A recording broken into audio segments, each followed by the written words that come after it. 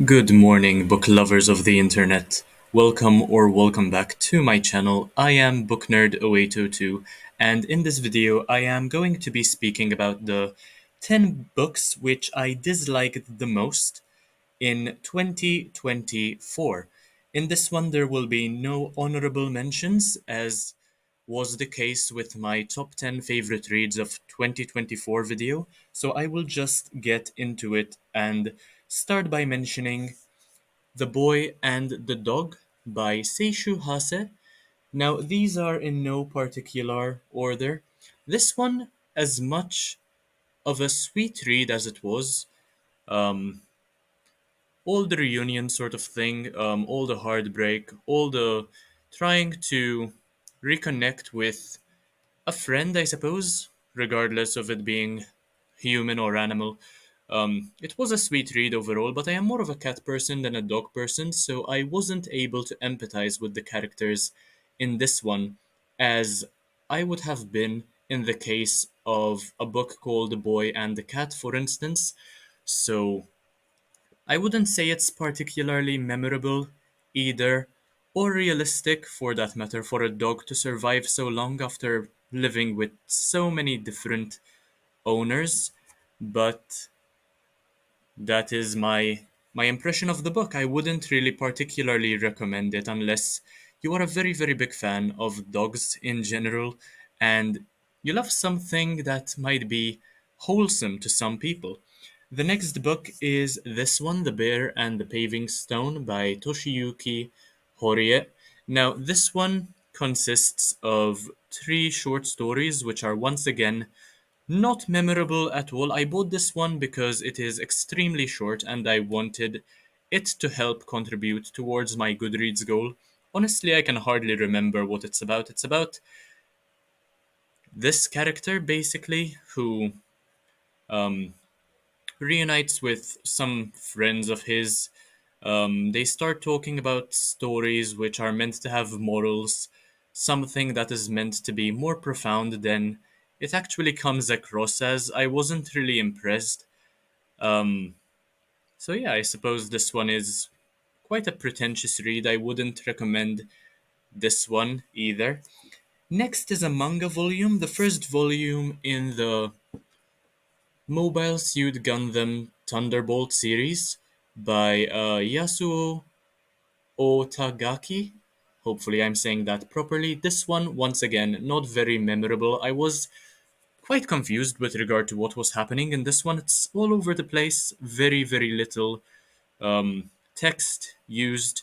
Couldn't keep up with the characters or the action or the storyline. It was just a bunch of viciousness, really, aggression all over the place without any point or any clarification or context.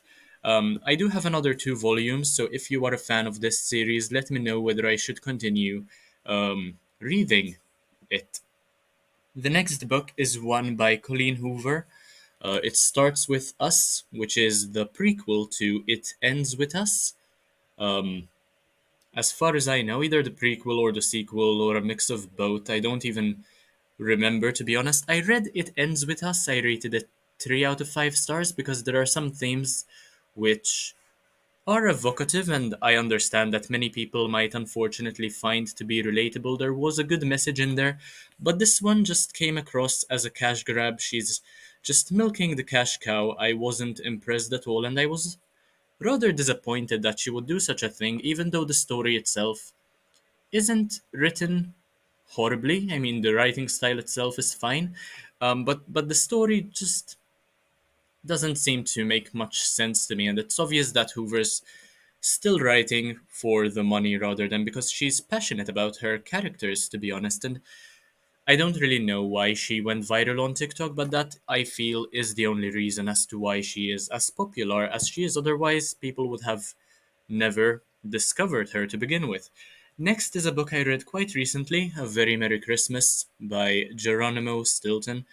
As I mentioned in my review of this one, um, I was expecting something to be this one to be more Christmassy, more cozy, but It had a lot of information about New York City, and it didn't feel Christmassy or cozy at all. In fact, Stilton went through quite a lot of trouble, um, and it wasn't what I was expecting. I was let down considering that there is Christmas in the title, and I read it during Christmas time, but um, it's not a book I wouldn't recommend. It's just not as Christmassy as I was hoping for it to be. I just read this one, I suppose, at the wrong time. Next, I have volumes 1, 2, and 3 of Scott Pilgrim. Several people have been recommending this series to me. There is also a show, there is also a movie. They've been asking me to watch it, to give it a go. I read the first 3 volumes and I wasn't impressed at all, honestly. The concept is very simplistic. I do love the fact that there is video game logic involved in there, but other than that, I wasn't impressed and I was hoping for it to be much, much better. It's just generic, very, very generic, as a matter of fact, for people who are either my age or maybe a bit older, but it's not something that was for me, honestly.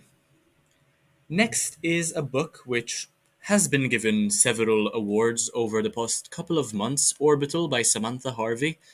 Not sure why people seemed to love this so much. Honestly, I was disappointed. This was one of the very first books I read in 2024, not knowing how popular it would become by the end of the year. Um, it's basically about a bunch of guys who are orbiting around the Earth having conversations. Um, it is quite brief, which is also part of the reason why I bought it to begin with, once again to contribute towards my Goodreads goal and to read it quickly. Um, really underwhelming, to be honest, considering that it's based in space. I was hoping for much better. I am a massive fan of space, so if you have any recommendations which are actually worth my time, please do let me know in the comment section. But this one, personally, I would not recommend. Next, I have The Last White Men by Mohsin Hamid, I think. Now, this one has a good message, one where you should realize that you shouldn't be racist. I mean, guys, I really should have known that racism is a bad thing. I'm so glad to have read this book because I completely learned something new there. But the story itself didn't really have a point. It was just about this character who struggled because he woke up and discovered that he was now of a different skin color. So once again, pretty underwhelming. Good concept, but I wouldn't recommend it. I would rather you watch my review of it if you want to get an idea of what it's about and save yourself the time it would take you to read about 200 pages. And finally, book number 10 is Haruki Murakami's first person singular. As much as I love Murakami's writing style and the way his books are translated from Japanese into English, these stories, many of them at least, just didn't resonate with me. There were a few of them which were quite interesting and memorable, but for the most part, they weren't. I mean, if I take a look at the stories, I doubt I will remember what most of them are about. For example, the one I remember is Confessions of a Shinagawa Monkey.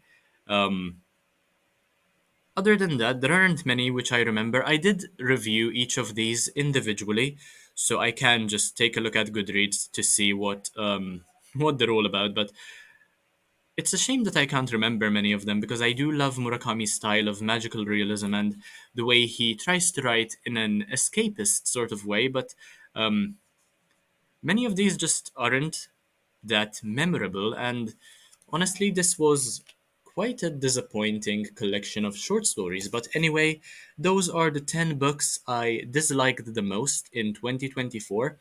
Of course, not all of them were published in 2024. Um, but if you have any recommendations which have to do with the themes I mentioned in the books, recommendations which are better than these books, I would gladly and very much appreciate it if you could put them in the comment section, and I might just review them in a future video. So anyway, that is all from me for this video. Make sure to like, comment, share, subscribe. Take a look at the rest of my content because why not? It's absolutely amazing, especially if you enjoyed this video. And I will see you in the next one, hopefully, very, very soon. Bye, guys.